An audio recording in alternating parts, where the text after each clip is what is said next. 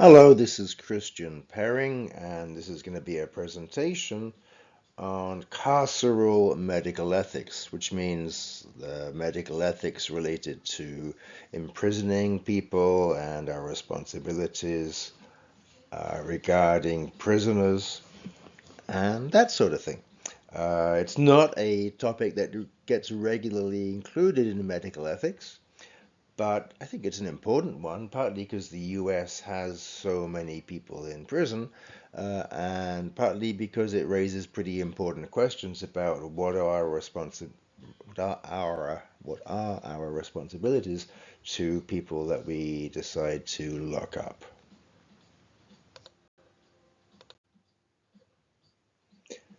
So we're going to start off with facts about the incarcerated. And then we're going to move on to moral issues, and then we'll look at like some of the particular moral dilemmas or urgent moral issues that come up regarding prisons and jails.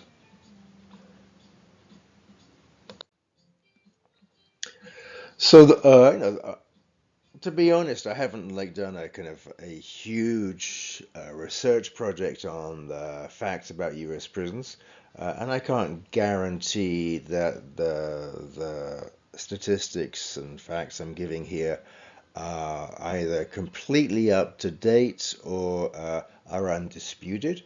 But the idea is, this is a course in ethics rather than facts about the world. So I guess the main thing is to kind of use the statistics as a sort of a guide or a highlight to what might be ethically important. Certainly, if you wanted to do more research into this stuff, then you might want to get uh, do some more research into the particular kinds of information that are available and try and verify the information. But on the other hand, so with that qualification, I think the information I'm giving you here is basically right, even if there may be some disputes. So first, starting off with some terminology, I've already used the words both prison and jail. Uh, then, no, they are used differently, but there's an overlap, and uh, so it's useful to kind of have some idea of what the general difference is. So as you see from this graphic, jail, it tends to be kind of shorter incarceration, less severe crimes, uh, and often it's for people who are awaiting trial, so people who have not yet been convicted, but they are locked up before their trials. Whereas prison tends to be kind of longer term for more severe crimes and for people who have been convicted. So in the US, the US has been famous for imprisoning people, and the rates of imprisonment and incarceration have been very high. They are starting to decline, and it's more in some states than others. They have declined quite a lot in New York State. Here are some general statistics from 2019.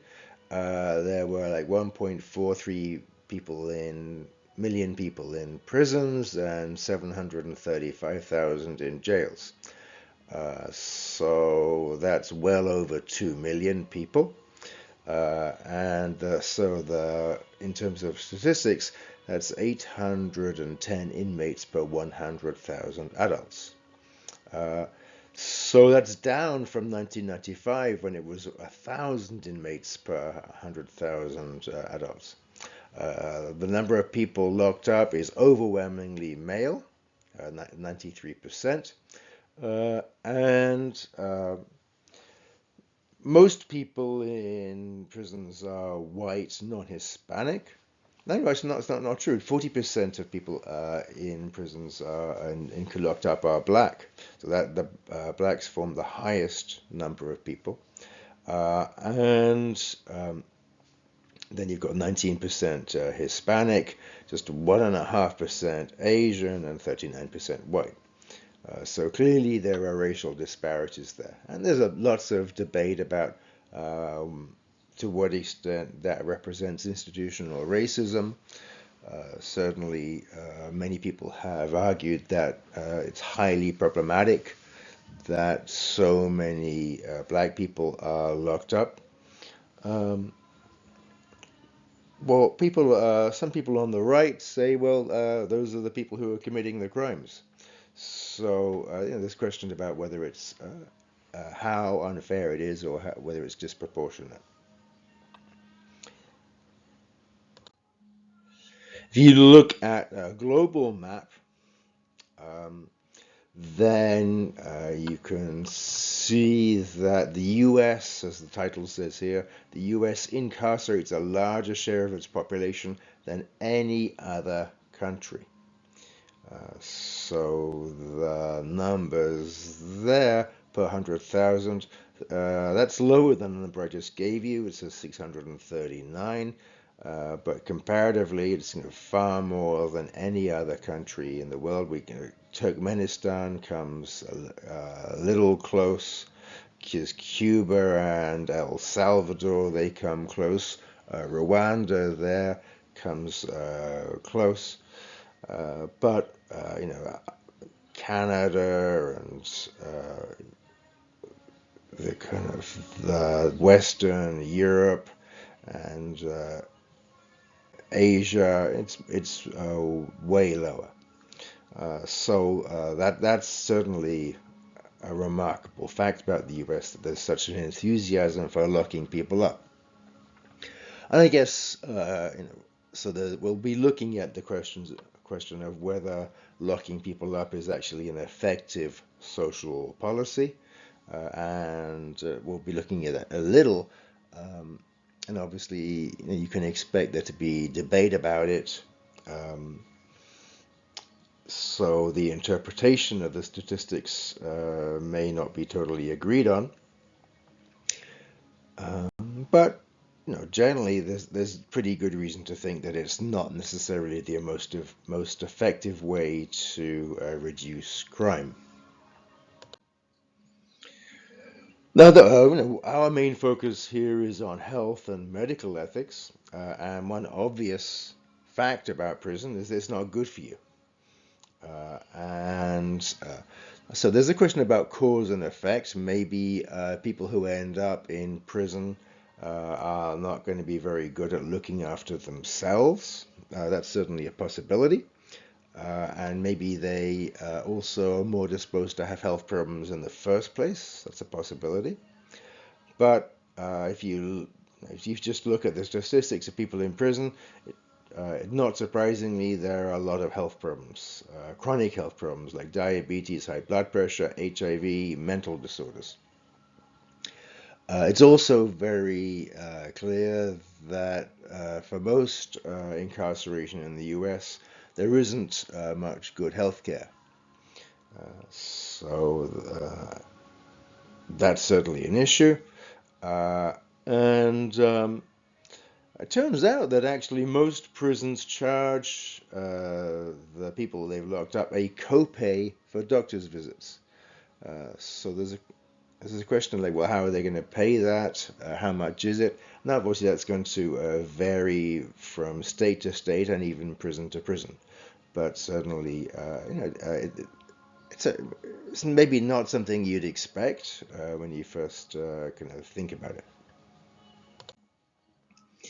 So one well-publicized issue is the prevalence of mental illness in prison, a serious mental illness. Obviously, lots of people have all sorts of mental issues, and maybe being a criminal is itself means you're disposed to have some sorts of maybe antisocial personality traits, we might think.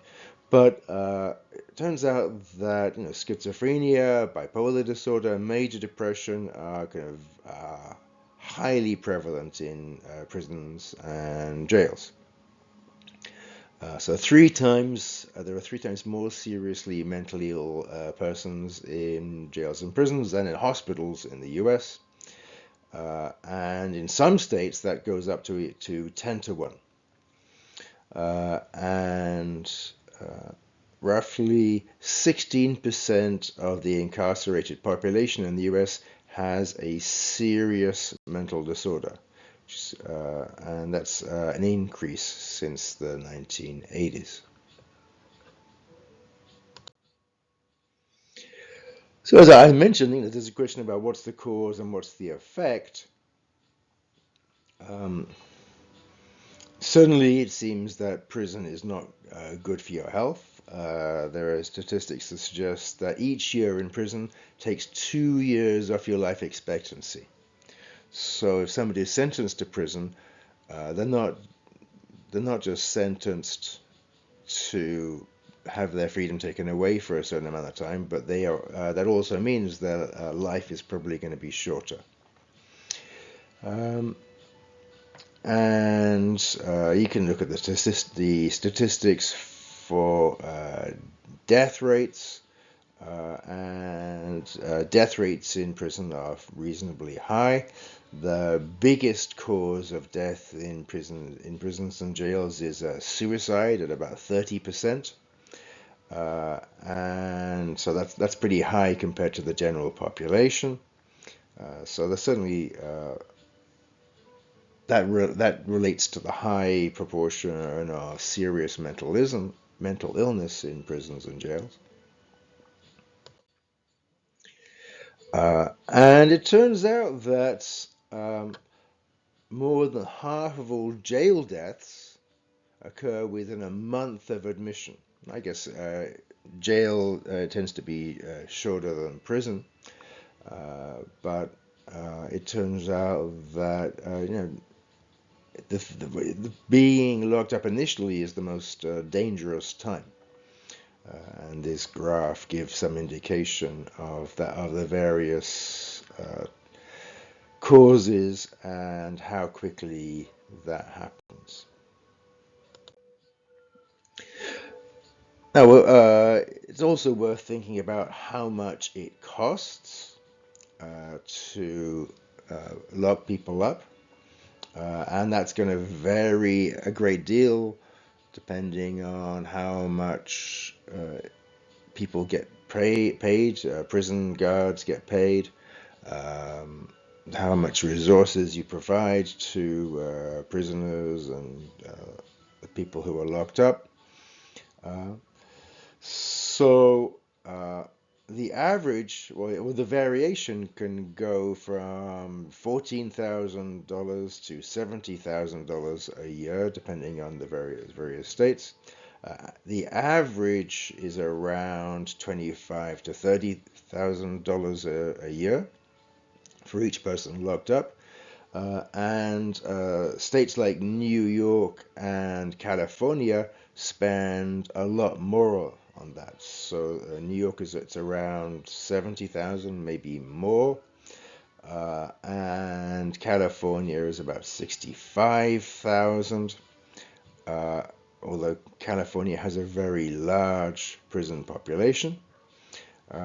So it turns out that locking people up is very expensive, and obviously it tends to be taxpayers who are paying that expense.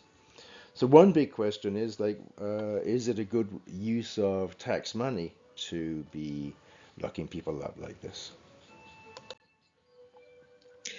The costs per prisoner for healthcare also vary quite a lot, but it's roughly about $6,000 in the U.S. on average, and so by comparison, it's a little bit more in England, but not much more. Some other countries, I just sort of randomly chose Romania here as a comparison. well, not totally randomly, because Romania spends very little. Uh, they spend $103 per year on healthcare per prisoner. So you definitely don't want to be an ill prisoner in Romania.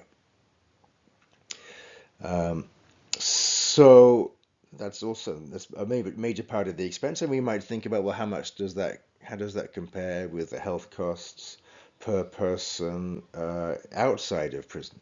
And generally, I would say that it's costing less than, uh, say, average healthcare payments in the US for just the general population. Although that would be worth a statistic worth looking up.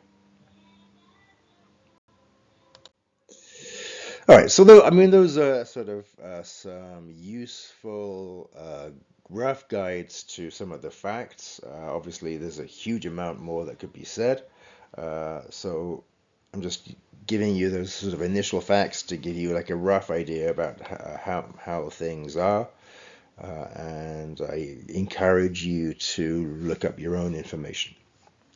So let's start thinking about the ethics of this. And as I've already explained, there's all sorts of different views out there, but it's worth trying to get clear on how we might think about the different issues. So there's all sorts of moral questions regarding incarceration, like, how do we justify imprisoning people? It's not necessarily so obvious, especially in a country which prizes freedom so much. Like, why should we lock people up? But I guess it's pretty obvious if somebody's done something wrong, then you want to take them out of society, and you want to punish them. Those are the sorts of ideas that are going to immediately spring to mind. But once you lock somebody up, then what's our responsibility to the person you've locked up? And exactly what is the purpose of prison and jails? Is it to make people suffer? Is it to rehabilitate the prisoners? Is it to generally improve society? Uh, Now, if we have a responsibility to treat people humanely, then what do we mean by humane treatment? Uh, it's generally, we want prisons to be an unpleasant experience in some way. I think that's a very common thought, although not necessarily universally shared around all countries. But it's certainly a basic idea. And then we want to think about, well, does humane treatment include medical treatment, and how much medical treatment does it include? So that definitely leads to the question about what medical services are prisoners entitled to legally and morally. And then we get to what about doctors and other healthcare professionals who treat prisoners? Well, what are their responsibilities? In particular, generally, I mean, even if there's a copay, generally it's not the prisoner who's doing all the paying. Uh, and Generally, prisoners have fewer rights. So, to what extent should doctors maintain things like confidentiality? And to what extent should there be an informed consent? And to what extent should there be kind of respecting the prisoner? Are these things reduced because these people are locked up? Now we're pretty familiar with the debates between utilitarianism and rights-based approaches, and you may want to kind of have some combination of those two views. Certainly, a very common approach to justifying punishment is the idea that it's best for society. So in what ways is it best? Well, the idea is you deter people from committing crimes. Nobody wants to go to prison. So, and if you commit a crime, then you may go to prison. Therefore, The idea is prisons should be places where you don't want to go, and that will make people less likely to commit crimes. There's also the idea that if somebody's locked up, then they're not going to be able to be a danger to society. So it's not just a matter of dissuading people from committing crimes generally, but it's also preventing particular people from being a danger to society. And lots of people think that. Then there's the idea that if you're going to try and improve society, you should try to reform the people you are imprisoning. So that means you should try to kind of convert them from having a criminal character to being kind of socially useful. Now, I think especially that is something that we might um, wonder about, to what extent is locking somebody up going to actually make them see the error of their ways and make them want to be a useful member of society. Uh, One thing about locking people up with other prisoners is that, most of their company are going to be other people who have committed crimes. And we might wonder, is that the best way to make people useful members of society? Certainly, for juvenile detention, there are quite a lot of reports that, far from becoming better members of society, uh, young people learn how more about committing crimes and actually become worse members of society because of their experience in juvenile detention. So there's big questions about that. Uh, And if you are going to try and reform the character of the criminal, then how do you go about that? Do you take a therapeutic approach? Do you try and kind of scare them into becoming better people? Do you give them role models? What's the best way? And obviously, that's an empirical question, and we might look at how other countries go about these things.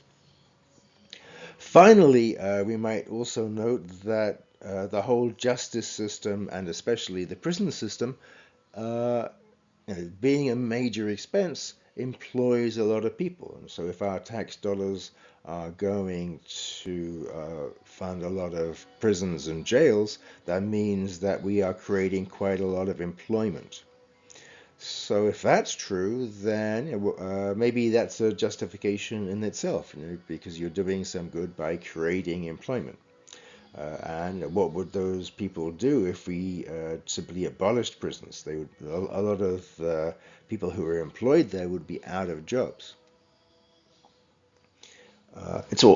In regards to that, it's worth noting that there are a lot of prisons in New York which are upstate, sometimes in fairly kind of rural areas where there is kind of less employment available.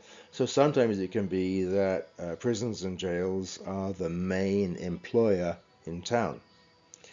So in some ways, they may be kind of making a big difference to people's employment prospects.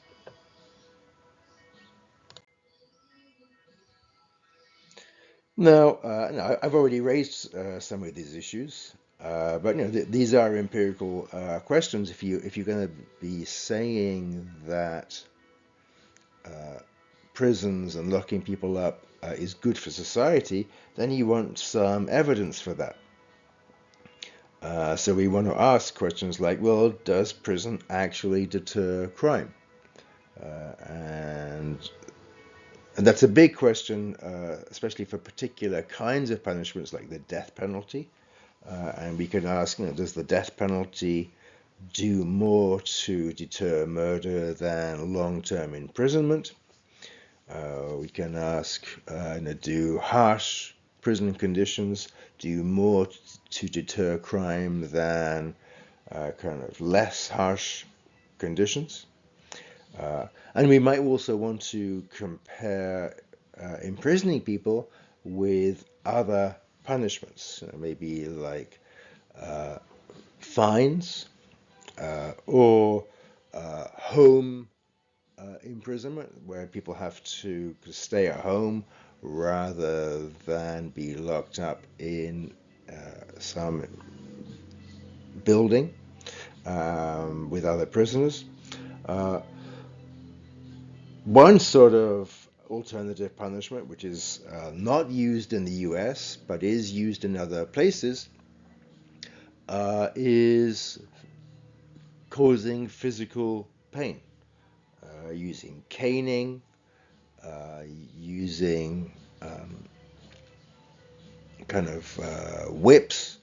Uh, that can Is that going to be more effective as a punishment than simply locking people up?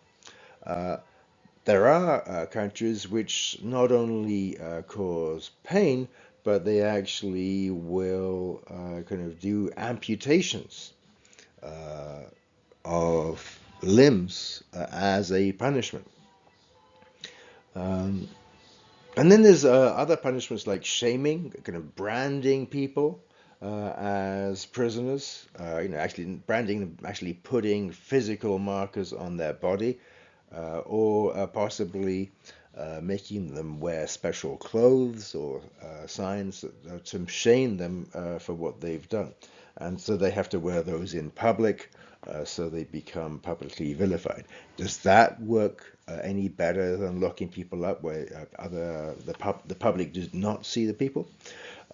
So all that's an empirical question, and often the studies are quite difficult to do because not every country is the same, and so we don't necessarily we can't just have one variable and you see what the results of changing that one variable are. There are many different variables, and it can be hard to interpret the results. So as I mentioned, it makes a one big question about prisons is like whether prisoners should have TVs and have their own computers, that sort of thing. One of the big comparisons we see when people are studying prisons is between the somewhat brutal conditions in a lot of US prisons and the rather easier conditions in a lot of European prisons. One of the foremost examples used is Norway, which used to have a pretty brutal prison system, and then it got completely reformed, and stays were shorter, and people's lives in prison were far uh, more pleasant in some ways. So you want to look at, well, if you make prison more livable, does that mean that people aren't so scared of prison? It turns out that the crime rate went down in Norway as a result of their prison reforms. So it seems like uh, at least there's reason to doubt the idea that harsh conditions make prisons more effective at reducing crime. Um, there's also the question, like if you, as I've mentioned before with juvie, if you're putting prisoners together, does that make them more likely to learn to be criminals? And we might also ask, if you treat them harshly, could it be that that has bad psychological effects and then makes them more likely to be resentful of society? Uh, or would it help them just learn their lesson? That's the kind of big debate. And generally, we want to know, we would expect to have some statistics on the best way to reform criminals. And so that's going to be an important thing for us to think about. All right, so that's the kind of some of the background ethical issues regarding prisons. But what about healthcare? Um, no, so certainly it seems that you need to provide some healthcare in prisons because otherwise things will just there'll be lots more disease and things will go badly. Um, so it seems like you can make a strong argument that prisoners should receive some healthcare, simply from a utilitarian point of view. That society is going to be better off by treating prisoners. Uh, if you don't treat people for their diseases, then they're going to have chronic health problems. Whereas if you do treat them, then they're going to be more likely to be useful members of society. Um, Obviously, the big issue is the taxpayers are not very thrilled about paying lots of money for the health care of prisoners when they can't even afford health care for themselves. So often people are pretty resentful of the idea that prisoners are getting basically free health care when other people are not entitled to free health care. All right, so that's the kind of some of the utilitarian ideas, and we can think about those in more detail. Moving on from the utilitarian view, the Kantian approach tends to think about retribution. So retribution is the idea that people should pay for the wrong they have done. Uh, So paying for what you've done, it's not really a financial thing. Rather, it's the idea of paying in terms of a loss of freedom, possibly even death. It goes back to the old idea of an eye for an eye. Um, and certainly many people have a strong moral intuition that that's a strong justification of punishment. People who've done something wrong should make up for what they've done. And one way to make up is by suffering or loss of freedom. So certainly that gives a strong indication that how strongly somebody is punished should be related to how bad their crime is. Uh, Notably, that's not necessarily an idea that utilitarianism has to endorse. As I was discussing the morality of utilitarian punishment, it's not obvious that it has to make the punishment proportional to the crime. That's another empirical question that utilitarianism has to face. But for the retribution view, it's not something that has to be empirically justified. Rather, it's a basic idea that if you're paying, then you have to work out how much do you have to pay. Um, one idea about this idea of retribution is that you're giving somebody what they deserve.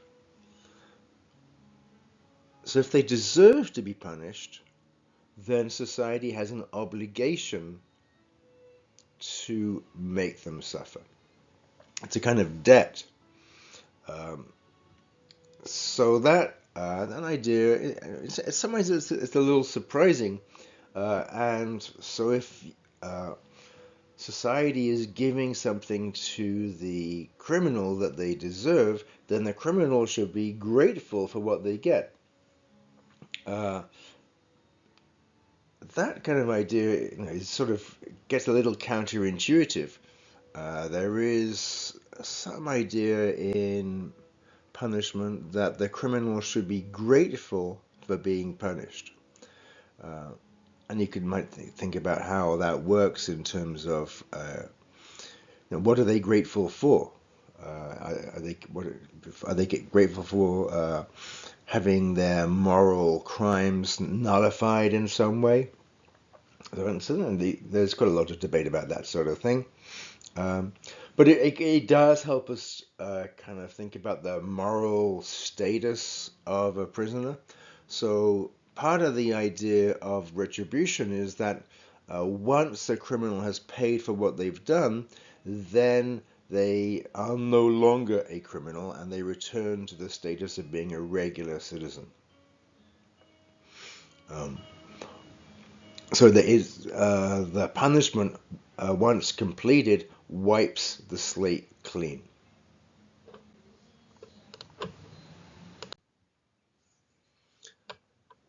So that's having discussed the retributive view and the utilitarian view, I want to at least briefly mention the idea of restorative justice, which is less well known.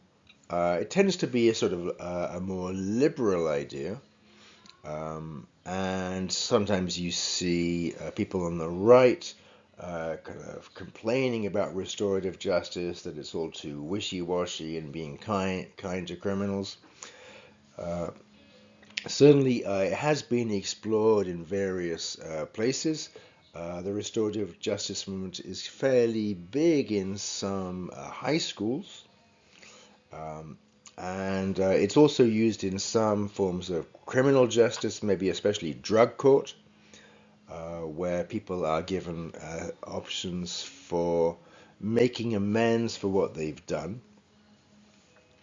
Um, Now, in some ways, restorative justice is actually both a sort of utilitarian idea and linked to the idea of retribution and making somebody pay. So, in the old fashioned justification of prisons, the idea is the criminal pays by going to prison. And one thing that's pretty notable about that is that that doesn't provide any direct benefit to people who have been harmed by crimes. Uh, the criminal isn't necessarily paying anything to the person harmed. So, restorative justice takes the idea that people should pay for what they've done and says, well, they should actually work to benefit the person they've harmed. So, the person who has been harmed by the criminal, then their lives are made better in some ways by the criminal paying. But how do you do that? Uh, it's tricky because often if somebody is, say, mugged you or robbed you, you don't want to be like meeting them or having any dealings with that person. So how can you get that person to help you? I mean, one thing you might want is like you might want to get some financial compensation for the harm you've suffered if somebody has committed a crime against you. So one form of restoration is getting the person who has harmed you to give you money as compensation. Um, but then that's a fairly narrow way of doing it. Another way is that to make criminals do community work and to do something positive for their communities. Um, So that is a form of restoration, of setting things right, rather than just being in prison. They should be doing something positive for their communities to pay for what they've done. So that's part of the idea of a kind of retribution, or at least getting people to pay for what they've done. So that's a right-based view, a rights-based view. On the other hand, we can also see how a utilitarian approach may be interested in restorative justice because you might think, well, it's better to get a criminal to do something positive rather than for society to have to spend a lot of money locking somebody up.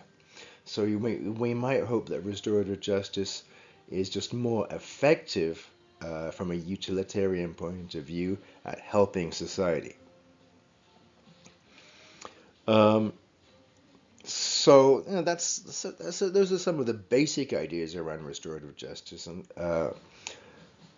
restorative justice has been kind of advocated by quite a lot of people in criminal justice, generally from a progressive point of view, but uh, certainly, if you're interested in thinking about alternatives to the main approaches, restorative justice is one of the main ideas that comes up there. Uh, so to kind of spell that out a little more, The idea is the criminal should see the wrongness of their action, and the criminal should apologize for what they've done. So there's a more personal element to the idea of reform, that they should actually kind of see the error of their ways, and that's not just a kind of byproduct of punishment, but actually one of the main aims of the whole justice process. And so then the idea is they should make amends for what they've done, either directly to the person harmed or more generally to the rest of society. So part of the idea is sort of therapeutic, that the criminal should get help in becoming a better person, to no longer being interested in committing crimes. Often, as I've mentioned, it involves in some sort of interaction, at least in some forms, that the criminal is actually doing something to make amends for what they've done to the person who's been wronged. Um, certainly in some forms of restorative justice, the idea is there actually should be a sort of circle of dialogue where people have to talk to each other about what's going on. So it's not just a matter of apologizing, but it means that the person who has been harmed would explain how they've been harmed and help the criminal to understand what they've done. Um, so certainly that's a very different idea from simply locking somebody up. It's the idea that you actually engage in a dialogue. And we might think, well, that's just idealistic and totally unrealistic. But at least in some circumstances, it seems like it could be a helpful approach. Um, Part of the reason why we might think it's helpful is that we might think, well, prison just doesn't work very well, so anything is going to be better than simply locking people up. All right, so those are some of the ideas of restorative justice. All right, so thinking back to general issues, we might ask, what are prisoners' rights? And I guess one um, old school sort of approach is, well, they have no rights. They're prisoners. They lose all their rights. But that seems kind of a bit severe. So we might want to think, well, they may have lost some rights, maybe lost freedom, but at least they still have some rights, and especially they have a right to being treated humanely. Um, and especially if they're ill, we might say their rights are being violated because they have a right to get some forms of medical treatment. So, those are the kind of immediate ideas we might have about prisoners' rights. So that leads us to think about the right to healthcare. And as I've mentioned, um, there's a big question about to what extent prisoners have a right to healthcare. Now, in other countries, there's the idea of a universal right to healthcare, and if there's a universal right to healthcare, then that would include prisoners. Now, in the US, there is no such thing as a recognized universal right to healthcare. So that makes things more complicated. So it means that nobody has a right to healthcare, basically. At least not a. I mean, and it's complicated because people do have some legal rights, and there are laws which do mean that people can go and get healthcare even if they don't have any money. So it's a complicated thing, but certainly it's with prisoners. We can't just say, well, they have the same right as everyone else, because there isn't sort of the same general right. Now, one of the kind of surprising things about the issue is that legally, prisoners are the only people in the U.S. who have been declared to have a constitutional right to health care. The idea is that because the state is taking them in to under their custody, then the state automatically then has a responsibility to provide healthcare. But then the question is, well, how much healthcare does the state have to provide? And is it kind of just very basic, or can it be expensive healthcare? What's the issues there? What some high publicity cases are when prisoners get organ transplants. If some people there can be some outrage when a prisoner gets an organ transplant, which could have gone to somebody who wasn't a prisoner. And a lot of people say, well, no, if you've committed a crime and you're locked up, especially if it's a serious crime, then you should forego your rights to get things like organ transplants. So those things are highly debated. So I mentioned this legal case, which gives prisoners a right to healthcare. It's from 1976. It's Estelle v. Gamble, as the name of the case.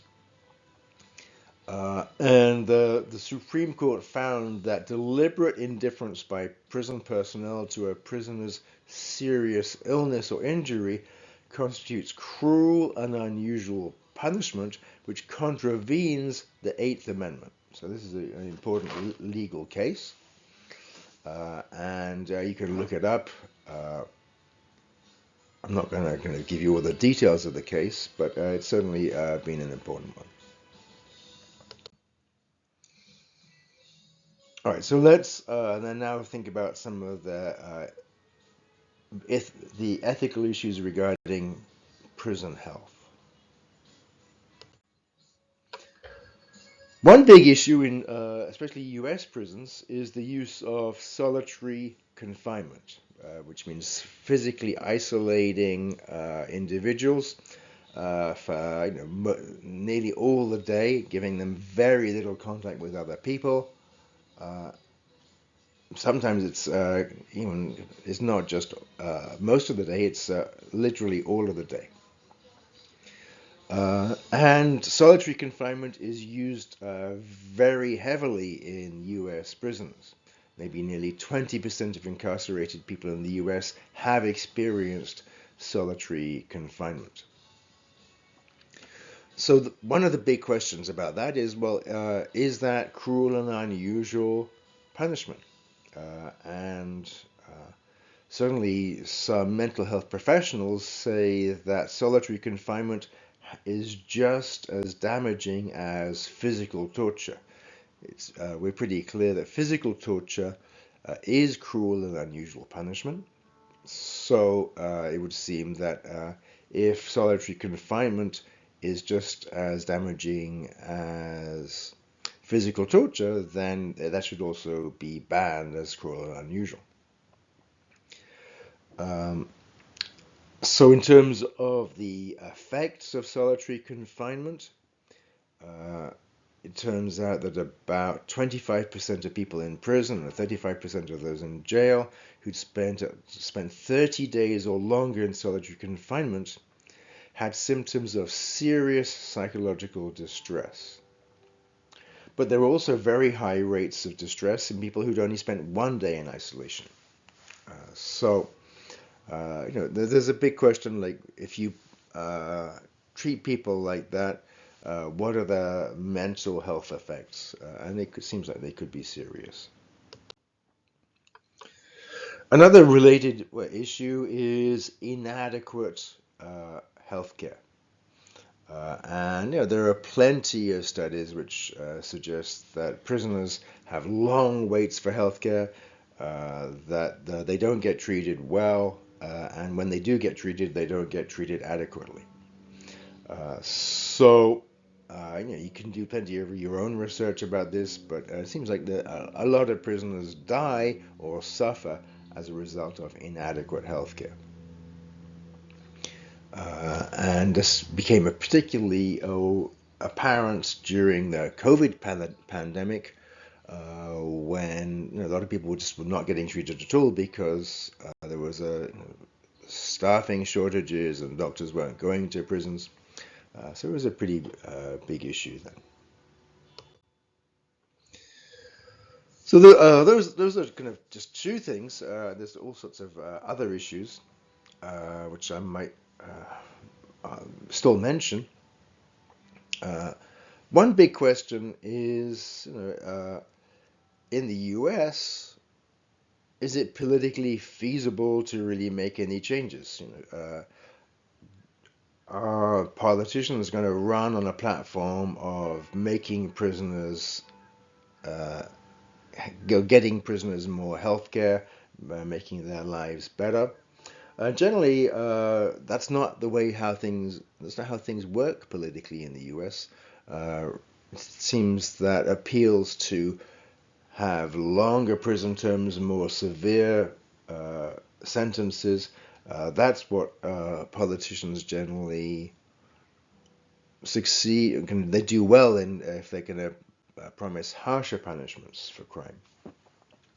So it seems that politically it's pretty hard to move towards prison reform. Nevertheless, it turns out that actually, kind of in a lot of states, the prison conditions have been improving and sentences have got less and fewer people are being locked up. So there actually are signs of significant change in some ways. So it's not necessarily a completely immobile system in the US. All right, so let's think about the role of healthcare professionals um, who are treating prisoners.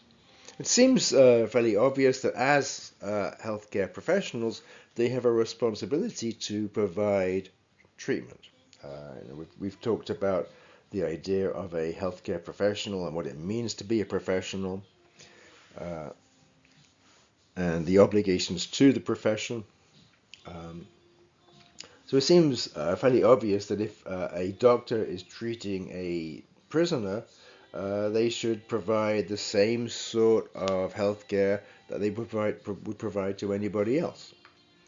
But things are tricky because those doctors tend to be employed by the state or maybe even the federal government, and they also have obligations to their employer, and they have restrictions put on them by their employers. Um, So that means that often healthcare professionals are put in a very difficult position in their jobs because they have divided duties. And those divided duties are conflicting. Often there's a pressure on healthcare professionals to limit services, and they don't have enough resources.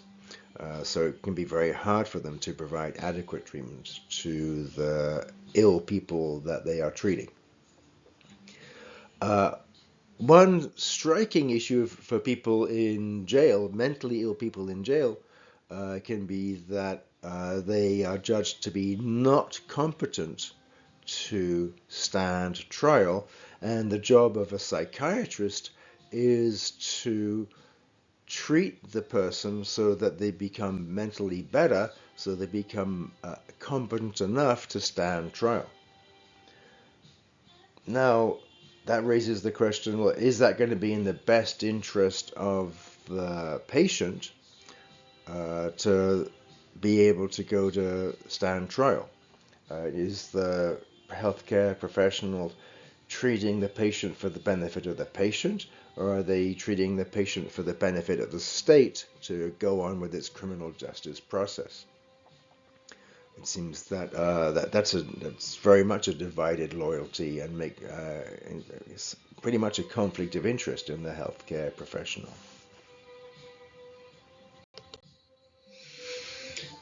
Another huge issue in prisons is confidentiality. It seems that often the whole idea of confidentiality kind of gets thrown out the window for prisoners, uh, both in terms of the conditions and also in terms of expectations. There's the idea that if a prisoner reveals information to a doctor, the doctor is sort of expected to kind of kind of tell the employer, tell the prison what's going on. Now, HIPAA, the confidentiality laws, still technically apply in prisons, but there are exceptions on the idea of a basis of a need to know.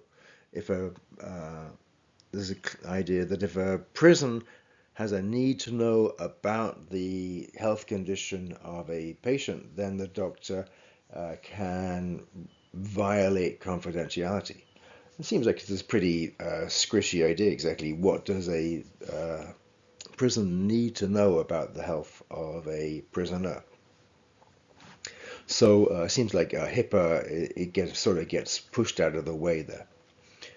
Um, all right. Now the other thing about prisons is, in terms of their conditions, is that often it's just not very private.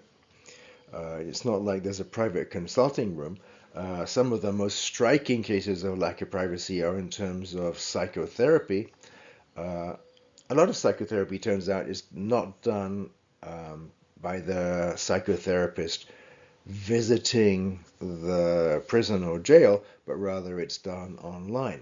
But in cases where it is done in the prison, there are kind of striking stories of the therapist sitting outside of the jail cell or the prison cell, kind of conducting therapy through the kind of slot in the door, which means basically everybody around is going to be able to hear what's going on. So clearly, privacy is thrown out the window there. So that certainly, if we expect generally there to be confidentiality and privacy in the relationship between the doctor and the patient, that gets vastly diminished in carceral settings. So we've done a bit of a survey there, and it leads us to kind of think about, well, what should we think about this? And so this is a bit of kind of a summary slide, but at least you can make a case that the human rights of prisoners are violated by their conditions and their treatment, and that they're experiencing possibly cruel punishment. There's also the phrase cruel and unusual punishment. It may not be unusual in the sense that it's pretty standard in the US, but it so that we might think about the idea of humane judgment. It does not depend on how unusual or how usual it is, but still the phrase cruel and unusual gets thrown around a lot. So as we've seen, there are a whole bunch of issues that we might come up when we're thinking about the rights of prisoners. We've mentioned solitary confinement, which can produce trauma, intensifies mental health problems. There's infectious disease, which prisons can be especially dangerous for. There's the idea of basic health care, which prisoners often don't get, even though they're legally entitled to it, and the high suicide rate in prisons. So those are the things we might be especially thinking about when it comes to medical ethics in prisons. All right, so these sort of concerns come from, we might think of it as a more liberal approach, but we might also wonder, even from a sort of conservative approach, is like, well, what's the point of having prisons if they don't do any good? And are we happy to be spending so much money on prisons if it's not actually having an effective is it really reducing crime? Is it really making society better? So that leads us to think about what are the alternatives to the existing system? And I've briefly mentioned restorative justice. I've mentioned that often it turns out prison sentences have actually been reduced. There's a big question about the role of rehabilitation and to what extent there are rehabilitation programs trying to make prisoners more useful members of society, to try and teach them trades, teach them skills, so that they will be able to be productive members of society once they are freed. I briefly mentioned the idea of different punishments instead of prison. And some of those, it could be in some ways maybe more brutal. If you're going to flog a prisoner, that doesn't seem to be something which a liberal would support. But we might say, well, that's certainly a lot cheaper than locking somebody up. And so we might want to say, well, is that going to be any better or worse than imprisoning people? Certainly, from a liberal point of view, people very frequently turn to Scandinavia, places like Norway and Sweden, because they seem to be models of places which use less punishment and have better effects for society. Now, even if it's true that they've succeeded, it doesn't necessarily mean that their approaches will work well in the US, because we have a very different society, different sort of social issues, different history. So we have to be a little kind of suspicious about automatically saying that they've got all the best solutions. We might say, well, that works for them, but it doesn't necessarily mean it's going to work for us. But certainly we want to look around in different states and different parts of the world to see how does the US compare to other countries, and what tips might we get for improving their system. All right, well, I think that's it for now.